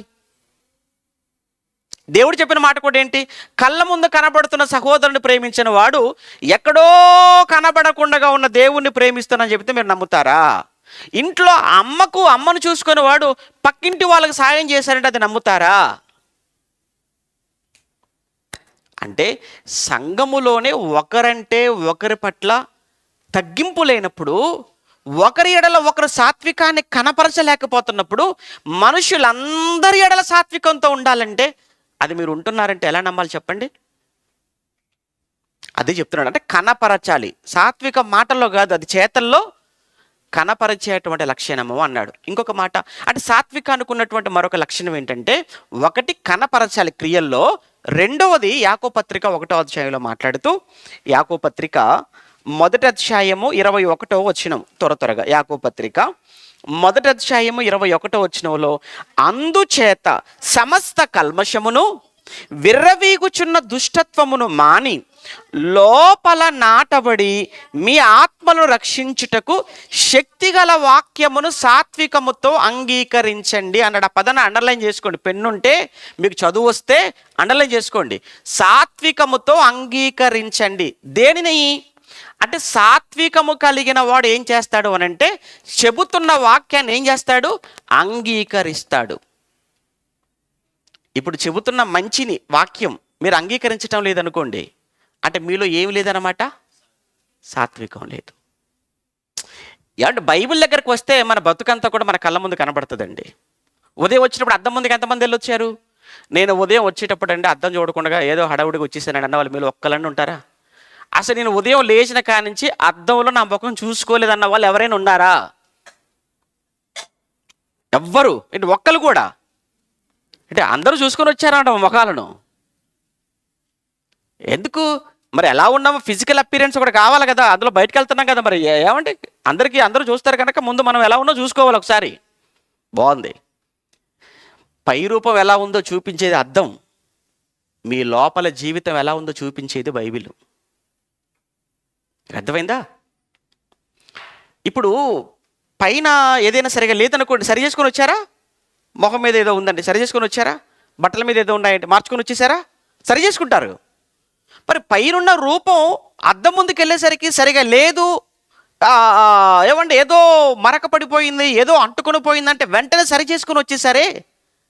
మరి వాక్యం వింటున్నప్పుడు కూడా కొన్ని లోపాలు కనబడుతున్నప్పుడు నిజమే కదా, నేను అలా లేను కదా అని మీకు అర్థమైనప్పుడు దీన్ని ఎందుకు సరి చేసుకోలేకపోతున్నారు అని అంటే కారణం ఏంటంటే సాత్వికము అనేటువంటి ఫలం మీలో లేదు. సాత్వికముతో అంగీకరించండి అంటే అంగీకరించే మనసు లేని వాళ్ళందరికీ ఏమి లేదు. చెప్పడానికి కష్టంగా ఉంది ఏంటండి మీకు? అంటే అంగీకరించే మనసు లేదా? ఇప్పుడు నిజాన్ని, సత్యాన్ని అంగీకరించలేకపోతున్నాము అనంటే మనకేం లేదన్నమాట, సాత్వికము లేదు. సాత్వికము లేదంటే ముందు చెప్పాడు, విర్రవీగుచున్న దుష్టత్వమును మాని అన్నాడు. చూసారా? విర్రవీగుచున్న దుష్టత్వం అంటే దుష్టత్వం ఉంటే ఏముంటుంది లోపల? విర్రవీగుతుంటారు దుష్టత్వం ఉన్నవాళ్ళు. వాళ్ళంతా చెప్తారులే, ఆయనంతే మాట్లాడతారులే అనుకున్నారా ఎప్పుడైనా? అలా అనుకున్నారా? ఖచ్చితంగా అలా అనుకున్నారంటే మీలో ఉన్నది అహంకారము, గర్వం అని దేవుడు అంటున్నాడు. చాలా అనుకుని ఉంటారులే, బైబిల్లో అంతే ఉంటుందిలేండి, ఆయన అంతే చెప్తారులేండి, వాళ్ళు అంతే మాట్లాడతారులేండి, ఆయన అది ఎవరికి సాధ్యం ఉండదు. దీన్నే ఏమంటారంటే పొగరంటారు. పచ్చిగా మాట్లాడితే బైబిల్ భాషలో అయితే గర్వం అంటాడు. బైబిల్లో కూడా పొగరనే మాట కూడా ఉందిలేండి. పొగరంటాడు, గర్వం అంటాడు, అహంకారం అంటాడు, హెచ్చించుకోవటం అంటాడు. ఇవన్నీ ఒకే అర్థాలు. కానీ నీ జీవితం బాగుండాలి అని అంటే సత్యాన్ని సాత్వికముతో అంగీకరించు. అంగీకరించను అని అన్నావా, పోయేది నీ జీవితం. చెప్పేవాడి జీవితం ఏం పాడవదు, చెప్పేవాడి జీవితం పాడదు. మళ్ళీ చూడండి, చెప్పేవాడి జీవితం ఏమీ పాడు కాదు. ఏమండి మీరు ఏదో అంటారు చూసారా లోకంలో, టీచర్ అండి ఆయన పాఠాలు చెప్పుకుంటూ వెళ్ళిపోతాడండి, నెలగానే ఆయన జీతం ఆయనకు వచ్చిద్దండి, వినకపోతే సరిగా పరీక్ష రాయకపోతే పోయేదెవడు? అంతే అంతే తప్ప టీచర్కి వచ్చిన నష్టం ఏముంది? అలానే చెప్పడం నా బాధ్యత. మీరు వింటారా, దాన్ని అంగీకరిస్తారా, పాటిస్తారా, నాకు సంబంధం ఏముంది చెప్పండి? దేవుడు నాకు ఇవ్వవలసింది నాకు ఇస్తాడు. మీరు పాటిస్తే మీకు రావాల్సిన పరలోకం దేవుడు మీకు ఇస్తానన్నాడు. కనుక ఒకటి కనపరచాలి సాత్వికం, రెండు అంగీకరించాలి, మూడు ఇక్కడ ఎఫెసీ పత్రికలో మాట్లాడుతున్నప్పుడు ఎఫెసీ పత్రిక 4వ అధ్యాయం నడుచుకోవాలి అని చెప్తాడు. చూడండి అక్కడ ఎఫెసీ పత్రిక 4వ అధ్యాయం, ఎఫెసీ పత్రిక 4వ అధ్యాయము మొదటి 2 వచనాలలో మీరు ఏమంటాడు? మొదటి వచనంలో, కాబట్టి మీరు సమాధానమును బంధము చేత ఆత్మ కలిగించు ఐక్యమును కాపాడుకొనుట యందు శ్రద్ధ కలిగిన వారై ప్రేమతో ఒకరినొకడు సహించుచు మీరు పిలువబడిన పిలుపుకు తగినట్లుగా దీర్ఘశాంతముతో కూడిన సంపూర్ణ వినయముతోను సాత్వికముతోను ఏం చేయాలట? నడుచుకోవాలి. సాత్వికముతో నడుచుకోవాలి. అక్కడ సాత్వికమును కనపరచాలి, అక్కడ సాత్వికముతో అంగీకరించాలి, ఇక్కడ సాత్వికముతో ఏం చేయమంటున్నాడు? నడుచుకోవాలి అన్నాడు. నడుచుకోవటం అంటే ఎప్పుడు కూడానండి మన మాటల్లో ఎలా ఉండాలంటే హెచ్చింపు ఉండకూడదండి. నేనే భక్తి పరుణ్ణి అన్నట్లుగా, అసలు నన్ను మించినటువంటి తోపు ఇంకొకడు ఎవడు లేనట్లు, నేనే అన్నీ అన్నట్లుగా చాలామంది పాడితే నేనే పాడాలండి, చెబితే నేనే చెప్పాలండి, చేస్తే నేనే చేయాలండి, ఇక మిగిలిన వాడికి ఎవరికి లేదండి, మా వాళ్ళకి అంత లేదండి అని కొంతమంది చెప్పుకుంటూ మాట్లాడుతూ ఉంటుంటారు. చూసారా? అంత పనికిమాలిన వాళ్ళు ఇంకొకరు లేరన్నమాట. అది అస్సలు మంచిది కాదు. అది సాత్వికముతో నడుచుకోవటం అని అంటే నిన్ను చూస్తున్నప్పుడు, లేదా ఏమంటే మనం నడిచేటప్పుడు అని అంటే ఏదో నడకాలని కాదు, మన ప్రవర్తన ఎక్కడ కూడా మనలో తగ్గింపు తప్ప. ఇప్పుడు ఒకవేళ నిజంగా నన్ను అడిగితే హెచ్చించుకోవాలనుకుంటేనండి, అసలు యేసు ప్రభు కంటే మించిన వాడు ఏ విషయంలో కూడా మనకి ఎవరు కనబడరు. ఆయన అన్ని విషయాల్లో సుప్రీంగా కనబడతాడు ఆయన. కానీ ఎక్కడా కూడా ఆయన జీవితంలో మనకు ఆ హెచ్చింపు అనేది, గర్వం అనేది ఎక్కడా మనకు కనబడదండి. మొన్న చెప్పాను, ఎక్కడ పిలాతు ముందు నిలబడినప్పుడు పిలాతుకి ఎలా సమాధానం చెప్పాడో, ఆ సుకారను ఆ ఊరిలో ఆ బావి దగ్గర ఆ సమరయ స్త్రీ మాట్లాడడానికి వచ్చినప్పుడు సమరయ స్త్రీతో కూడా అంతే మాట. ఇక్కడ క్యారెక్టర్ లేని ఆవిడ, చీ వీళ్ళు సమరయులు అని ప్రభువుని అసహించుకున్నట్టు లేదండి. ఆవిడతో ఎంత ప్రేమతో మాట్లాడాడో పిలాతు ముందు కూడా అంతే మాట్లాడు. మనం ఏంటంటేనండి, మనుషులను బట్టి మాట్లాడే పద్ధతి మారిపోద్ది. మనకు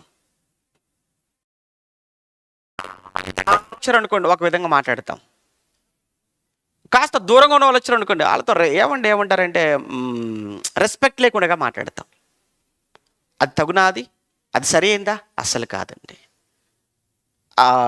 ఎవడు శంకరి పరిచయుడి గురించి యేసు ప్రభువు లూకాసు 18లో చెప్తారు కదా, ఇద్దరు వచ్చే దేవాలయానికి వచ్చారని.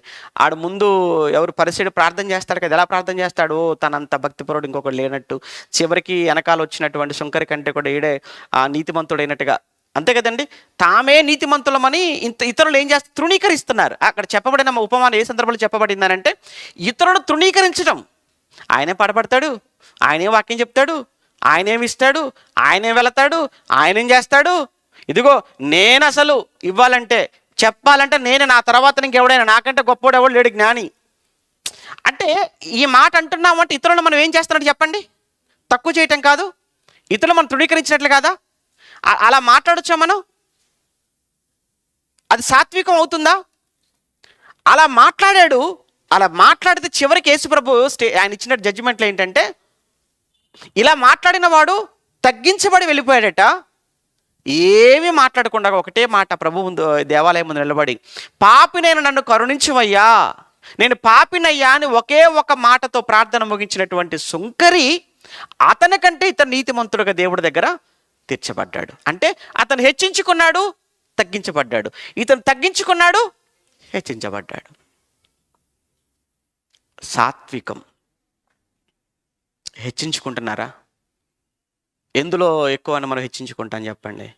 ఏమంటే మనకి యేసుప్రభు కంటే ఎందులో ఎక్కువ, పౌలు గారి కంటే ఎందులో ఎక్కువ, అపోస్తుల కంటే ఎందులో ఎక్కువ, ఆ రోజు సంఘాలలో ఉన్న విశ్వాసుల కంటే ఎందులో ఎక్కువ? మనం ఎప్పుడు కూడా నేను ఎక్కువ అనేటువంటి మాట ఏ విషయంలో మనలోకి వచ్చినా అది పొగరవుతుంది, గర్వం అవుతుంది. అది మనం అణిచివేయటానికి, తగ్గించబడటానికి కారణం అవుతుంది. అందుకే చెప్పాడు ఆయన, మీరు నడుచుకోవాలి. ఎలా నడుచుకోవాలంటే సాత్వికముతో నడుచుకోవాలి అన్నాడు. పేతురుగారు రాసిన మొదటి పత్రిక, ముగించుకుందాం. పేతురుగారు రాసిన మొదటి పత్రిక 3వ అధ్యాయం. పేతురుగారు రాసిన మొదటి పత్రిక 3వ అధ్యాయము 15వ వచనంలో ఏమన్నాడు చూడండి. నిర్మలమైన మనస్సాక్షి కలిగిన వారై మీలో ఉన్న నిరీక్షణను గూర్చి మిమ్మును ఏతు అడుగు ప్రతి వానికి సాత్వికముతోనూ భయముతోనూ సమాధానము చెప్పుటకు ఎల్లప్పుడూ సిద్ధముగా ఉండి మీ హృదయముల యందు క్రీస్తును ప్రభువుగా ప్రతిష్ఠించుకోండి. సాత్వికముతో సమాధానం చెప్పండి అంటున్నాడు. ఎలా చెప్పాలి సమాధానం? ఎవరైనా ప్రశ్న అడిగారండి, మీ భక్తిని గురించి ప్రశ్న అడగవచ్చు, విశ్వాసమును గురించి ప్రశ్న అడగవచ్చు. అలా ఒకవేళ నీ భక్తిని గురించి, విశ్వాసమును గురించి ఎవరైనా అన్యులు కావచ్చు, హేతువాదులు కావచ్చు, లేదంటే క్రైస్తవుల్లో మిగతా డినామినేషన్ వాళ్ళు కావచ్చు, నిన్ను ప్రశ్నించినప్పుడు నువ్వు ఎలా సమాధానం చెప్పాలట? కసురుకుంటూ చెప్తావా? లేదా అవతల వాళ్ళని క్రిటిసైజ్ చేసుకుంటూ చెప్తావా? అవతలను ఎగతాళి చేసుకుంటూ చెప్తావా? అవతల వాళ్ళను తక్కువ చేసి మాట్లాడుకుంటూ సమాధానం చెప్తావా? అది అది అది అది అది కరెక్ట్ కాదు. అది ఎలా చెప్పాలంటే సాత్వికముతో చెప్పాలి సమాధానం. చాలామంది అండి ప్రసంగాలు చేసేటప్పుడు కూడా అసలు ఇక కూర్చున్న వాళ్ళకి ఎవరికి ఏమీ తెలియదు అన్నట్టు, ఎవరికి ఏమీ రాదు అన్నట్లు, అంత చెప్పే వాళ్ళకి తెలుసు అన్నట్టు. ఏమండి అసలు ఆ పద్ధతే కాదండి అది. ఆ విధానం అసలు బైబిల్ విధానం కాదు అది. వాడు ఎంత నిన్ను ఇబ్బంది పెట్టే వాడు అవతల వాడు నిన్ను హేళన చేసుకుంటూ అడగొచ్చు. మళ్ళీ చెప్తున్నా, అవతల వాడు నిన్ను హేళన చేసుకుంటూ అడగొచ్చు, అవతల వాడు నిన్ను క్రిటిసైజ్ చేస్తూ ప్రశ్నించవచ్చు. కానీ నువ్వు మాత్రం ఎలా చెప్పాలి సమాధానం? సాత్వికముతోనే చెప్పు. అంతే తప్ప వాడేదో ఏమైనా సెటైరికల్గా అడిగాడు కనుక నేను కూడా సెటైరికల్గా చెప్తాను, లేదంటే అవతల వాడు చాలా నన్ను తక్కువ చేసి అడిగాడు కనుక నేను కూడా వాడిని తక్కువ చేసి సమాధానం చెప్తాను అంటే అప్పుడు ఏమో తెలుసా, వాడికి నీకు మధ్య వాదం స్టార్ట్ అయిపోద్ది. ఆ వాదం వివాదంగా మారిపోద్ది. అది కాస్త చాలా పెద్ద ఘర్షణకు దారితీసే అవకాశం ఉంది. అందుకు దేవుడు చెప్తున్న సమాధానం ఏంటంటే, మిమ్మల్ని ఎవడు ప్రశ్నించినా, వాడు ఎలా ప్రశ్నించినా కుయుక్తితోనే అడుగుతాడు నిన్ను, కానీ నువ్వు మాత్రం అలా చెప్పాలి, సాత్వికంతోనే చెప్పు. నీకు కోపం తెప్పిస్తాడు. కొంతమంది ప్రశ్న అడిగినప్పుడైనా మనకి ఎలా వచ్చింది? కోపం వచ్చేస్తుంటుందండి. ఇది ప్రశ్న, ఇలాంటి ప్రశ్నలు నువ్వు అడుగుతావు అన్నట్టుగా అనిపించింది మనకు. కానీ వాడు నీకు కోపం తెప్పించే, నీకు చిరాకు తెప్పించే, నిన్ను తక్కువ చేసే, నిన్ను హేళన చేసే వాడు ఏ విధమైన ప్రశ్న నిన్ను అడిగినా నువ్వు చెప్పే సమాధానం మాత్రం ఎలా చెప్పమన్నాడు ఆయన? సాత్వికముతోనే చెప్పు. అప్పుడు వాడికి పిచ్చెక్కిద్ది. నేను ఎంత చికాకు పెట్టిన వీడు మాత్రం ఎంత ఓపికగా చెప్తున్నాడు ఏంట్రా బాబోయ్, నీకు నీ ప్రభువుకు నీ వాక్యానికి క్రైస్తవ్యానికి బైబిల్కి ఒక దండవరు ఆయన వదిలేయాలాడు, లేదంటే వాడు క్రైస్తవంలోకి వచ్చేయాలి. అంతే తప్ప మాటకు మాట వాడు ఎలా మాట్లాడితే నేను అలానే చెప్తాను అంటే అది అసలు సహోదరుని సంపాదించుకునే విధానం కాదండి. అందుకే తర్వాత కింది మాటలకు వెళ్ళేటప్పటికి ఏమన్నాడు తెలుసా అంటే, కింది మాటలకు వెళ్ళేటప్పటికి క్రీస్తును ప్రభువుగా ప్రతిష్ఠించుడి, అప్పుడు మీరు మీ సత్ప్రవర్తన మీద అపనింద వేయి వారు ఏమైపోతారట? సిగ్గుపడతారు. అలా మనం ఉన్నాం అనుకోండి, అలా మనం ఉంటే అవతల వాడు ఏమవుతాడట? సిగ్గుపడతాడట. మన ప్రవర్తన చూసి సిగ్గుపడిపోతాడు వాడు. ఎప్పుడు తెలుసా సాధ్యం? అది అందరికీ సాధ్యం కాదు. క్రీస్తుని ఎవరైతే వాళ్ళ హృదయాలలో ప్రతిష్ఠించుకుంటారో వారు మాత్రమే సాత్వికంతో చెప్తారు. అలా చెప్తాను, ప్రభువును హృదయమంతా ప్రతిష్ఠించుకున్నవాడు మాత్రమే సాత్వికముతో భయముతో ఎల్లప్పుడూ సమాధానం చెప్తాడు. ఏమన్నా ఒక మాట అడుగుతాను, నిజంగా మీరు అందరూ కూడా ప్రభువును మీ హృదయాల్లో ప్రతిష్ఠించుకున్న వాళ్ళేనా? ఎంతమంది మీ హృదయంలో ప్రభువు ఉన్నాడని మీరు అనుకుంటున్నారు? నిజంగా మీ హృదయాలలో ప్రభువు ఉంటే ఆ ప్రభువులో ఉన్నటువంటి ఆ క్వాలిటీసే కదా మనలో ఉండాలి. ఆ ప్రభువు ఉన్న ఆ లక్షణాలతోనే కదా మనం నడిపించబడాలి. ప్రభు అంటే ప్రేమ కలిగిన వాడు, క్షమ కలిగిన వాడు, దయ కలిగిన వాడు, సాత్వికం కలిగిన వాడు అన్నప్పుడు మరి ఆ సాత్వికం ఏది నీలో? ఆ సాత్వికం మనలో కనిపించటం లేదంటే మన హృదయంలో ప్రభువు లేడు, ప్రతిష్ఠించుకోలేదు గనుక సాత్వికం అనేది మనలో కనిపించడం లేదు అన్నాడు. అంతే కదండి, అంతకుమించి ఇంక వేరే ఏం లేదండి. ఇక చివరికి వెళ్ళేటప్పటికి ఒకటే మాట, మత్తయి సువార్తలో చెప్పిన మాట, మీరు సాత్వికంతో ఉండటం వల్ల మీకు కలిగేటువంటి గొప్ప ప్రయోజనం ఏంటంటే మీరు ఎంతమందినైనా మీరు సంపాదించుకుంటారు. మీరు సంపాదించుకోవాలనుకుంటున్నారా, పోగొట్టుకోవాలనుకుంటున్నారా చెప్పండి? సంపాదించుకోవాలనుకుంటున్నారా, పోగొట్టుకోవాలనుకుంటున్నారు? అందరినీ. ఒక భార్య భర్తను సంపాదించుకోవాలన్నా, భర్త భార్యను సంపాదించుకోవాలన్నా, అన్న తమ్ముడిని సంపాదించుకోవాలన్నా, తమ్ముడు అన్నను సంపాదించుకోవాలన్నా, ఈ కుటుంబం మరో కుటుంబాన్ని సంపాదించుకోవాలన్నా, ఈ 2 కుటుంబాలు మరో 10 కుటుంబాలు సంపాదించుకోవాలన్నా, సంఘాన్ని కాపాడుకోవాలన్నా, సంఘంలో ఇంకా అనేక మంది చేర్చబడాలన్నా ఒకటే, మనలో అందరము కూడా మనం సంపాదించుకోవాల్సిందే, మనం కలిగి ఉండవలసింది ఏంటంటే సాత్వికం అనే ఈ గొప్ప గుణం మనం కలిగి ఉంటే చాలండి. అందుకే చివరి మాటగా పౌలు తిమోతి సేవకుడు కదా, సేవకుడికి ఒక మంచి సజెషన్ ఇస్తాడు, ఒక సలహా ఇస్తున్నాడు. లాస్ట్ వర్స్, తిమోతికి రాసిన మొదటి పత్రిక 6వ అధ్యాయం 11వ వచనం. తిమోతికి రాసిన మొదటి పత్రిక 6వ అధ్యాయము 11వ వచనంలో దైవజనుడా, ఆ పదం చూడండి, తిమోతిని దైవజనుడా అని సంబోధిస్తున్నాడు. దైవజనుడా, నీవైతే వీటిని విసర్జించి నీతిని, భక్తిని, విశ్వాసమును, ప్రేమను, ఓర్పును, సాత్వికమును సంపాదించుకొనుటకు ప్రయాసపడు. సంపాదించుకో. అబ్బా, సంపాదన అనే మాట అంటే ఎంత ఇష్టం కదండి మనకు. అబ్బా, సంపాదన అనే మాట అసలు మాకు ఇష్టమే లేదనే వాళ్ళు ఎవరు ఉంటారా? సంపాదన అనే మాట ఇష్టపడిన వాళ్ళు ఎవరుంటారండి మీలో? వదిలేసామని కూడా, ఆదివారం కూడా ఆరాధన కనుక బలం వచ్చేస్తాను కదా, వదిలేస్తే వెళ్ళిపోరా చెప్పండి పనులకు. అనవసరంగా బయటికి వెళ్ళాం అనుకోండి, 1000 రూపాయలు సంపాదించుకుంటామండి. బాధపడే వాళ్ళు ఉంటారు. తప్పండి. ఆయన ప్రయాసపడమన్నది దేని సంపాదించుకోమన్నది తెలుసా? బంగారం అవి చెప్పకపోయినా సంపాదించుకుంటావు, వెండి చెప్పాల్సిన పని లేదు, ఆస్తులు నీకు చెప్పాల్సిన పని లేదు సంపాదించుకోమని. కానీ అవి కాదు, నీకు అవసరమైనవి కొన్ని ఉన్నాయి. అందులో ఒకటి సాత్వికం. ఏమంటే మనిషి ఎప్పుడు కూడా లేనిది సంపాదించుకుంటాడా, ఉన్నది సంపాదించుకుంటాడా? సంపాదించుకునేవాడు లేనిది ఇప్పుడు బంగారం ఉందండి, ఇంకెందుకు? భూములు ఉన్నాయి, కాదు, లేనిది ఏదైతే ఉందో అది సంపాదించుకోవటానికే కదా మనిషి ప్రయాసపడతాడు. ఇక్కడ పౌలు కూడా తిమోతిని సంపాదించుకున్నట్టుకు ప్రయాసపడు అంటున్నాడు అని అంటే ఏమి సంపాదించుకోమంటున్నాడు? చెప్పినవన్నీ. అందులో ఒకటి ఏంటంటే సాత్వికమును సంపాదించుకొనుటకు ప్రయాసపడు అన్నాడు. అంటే సాత్వికము అనేది అంత ఈజీగా మనం సంపాదించుకునేది కాదు. ప్రయాసపడితే తప్ప సంపాదించుకోలేము. డబ్బు సంపాదించుకోవాలంటే ప్రయాసపడాలా? బంగారం ప్రయాసపడాలా?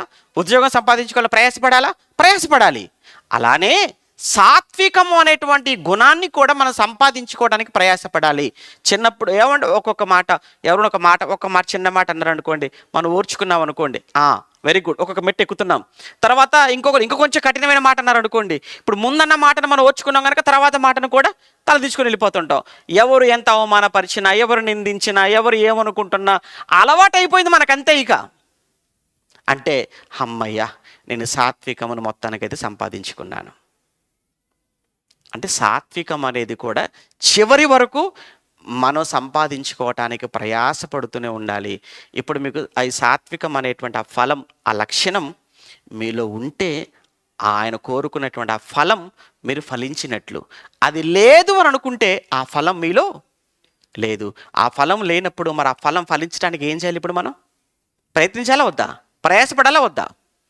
కనుక గలతీ పత్రిక 5:22లో చెప్పిన ఆత్మఫలాలలో ఒక ఫలమైన సాత్వికం అనే ఫలం ఎవరిలో లేదో, ఎవరు ఫలించటం లేదో ఆలోచించండి.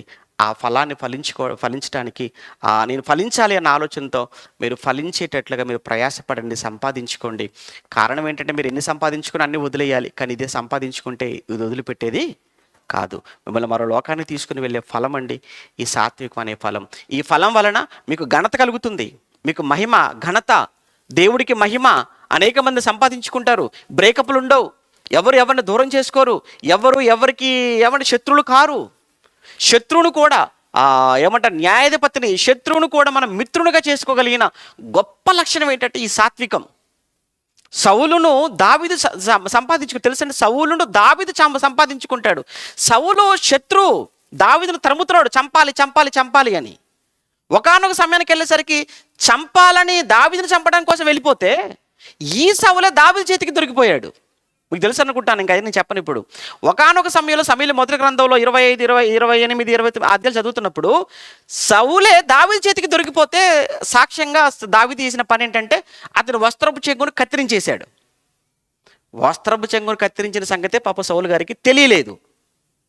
ఆ తర్వాత ఎదురుపడి అయ్యా, మీరు నన్ను చంపడానికి వచ్చారు, మీరు నా చేతికి దొరికారు, సాక్ష్యం ఏంటంటే వస్త్రపు చెంగు చూడండి అనగానే సౌలు షాక్ అయిపోతాడు.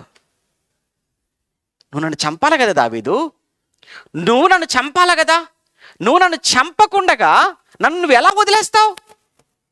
నేను నీకు అపకారం చేశాను కదా, నీకు అపకారం చేసిన నాకు నువ్వు ఉపకారము చేసి బుద్ధిలో నాకంటే కూడా నువ్వు చాలా గొప్పవాడు అయిపోయావయ్యా అని, నా కుమారుడా దావీదు అని దావీదును కౌగిట్లోకి తీసుకొని సౌలు దావీదు మెడ మీద పడి ముద్దు పెట్టుకొని కన్నీళ్లు పెట్టాడు అని రాయబడిందండి అక్కడ.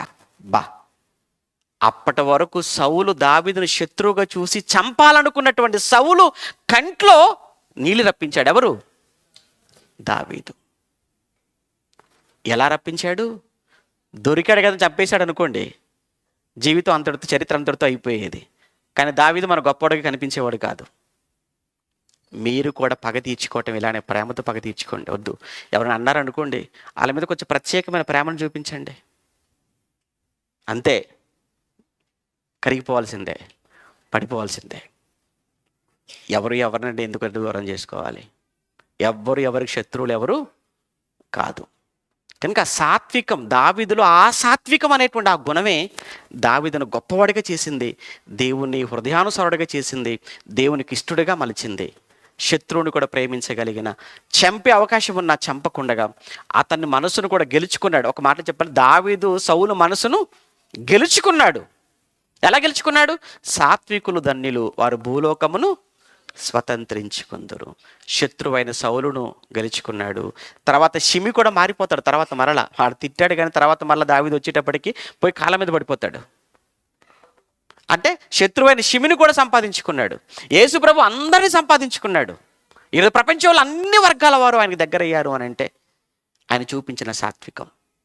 మీరు, నేను, మనమందరము కూడా ఆ సాత్వికం అనే గుణాన్ని మీరు కలిగి ఉంటే నన్ను మీరు సంపాదించుకుంటారు, నేను కలిగి ఉంటే మిమ్మల్ని నేను సంపాదించుకోవాలి. అంతే కదండి. మీరు నన్ను సంపాదించుకోవటం, నేను మిమ్మల్ని సంపాదించుకోవాలంటే నాలో, మీ విషయంలో నాకు సాత్వికం ఉండాలి, నా విషయంలో మీకు సాత్వికం ఉండాలి. ఇలా మనం అందరము ఒకరిలో ఒకరు సాత్వికం కలిగి ఉన్నాం అనుకోండి, అందరినీ మనం సంపాదించుకుంటామే తప్ప ఎవరు పోగొట్టుకోరు. ఇది సాత్వికం అనే గొప్ప ఫలం. ప్రార్థన చేసుకుందాం. ప్రేమగల తండ్రి, పరిశుద్ధుడా, మీకు వందనాలు నాయన. సాత్వికం అనే గొప్పదైన ఫలం మేము ఫలించాలి అని, ఆ ఫలం యొక్క అవసరత, ప్రాముఖ్యత మీ పిల్లకు అందించుటకు మీరు చూపించిన కృపకై కృతజ్ఞతలు చెల్లించుకుంటూ, ఈరోజు సాయంత్రం పాల్వంచలోను, రేపటి నుంచి నాయన మరి వినుకొండ దగ్గర శావల్యపురంలో జరగనైనా 3 రోజుల సభలు, ప్రయాణాలు మీ చేతులకు అప్పగిస్తున్నాం. వచ్చే వారం అంతా జరగనైన అన్ని సభల కొరకు ప్రార్థిస్తూ మీకు మహిమకరంగా జరుగులాగున కృప చేయమని వేడుకుంటూ, సంఘము ద్వారా జరిగే కార్యక్రమాలు కూడా అనేక మందికి దీవెనకరంగా జరుగులాగున కృప చూపించండి. మరొక వారం మేమంతా కలుసుకుని నాయన మీ వాక్యంతో మేమంతా తిరిగి భద్రపరిచి కాపాడుమని క్రీస్తు నామని ప్రార్థన అడుగుతున్నాము తండ్రి. ఆమేన్.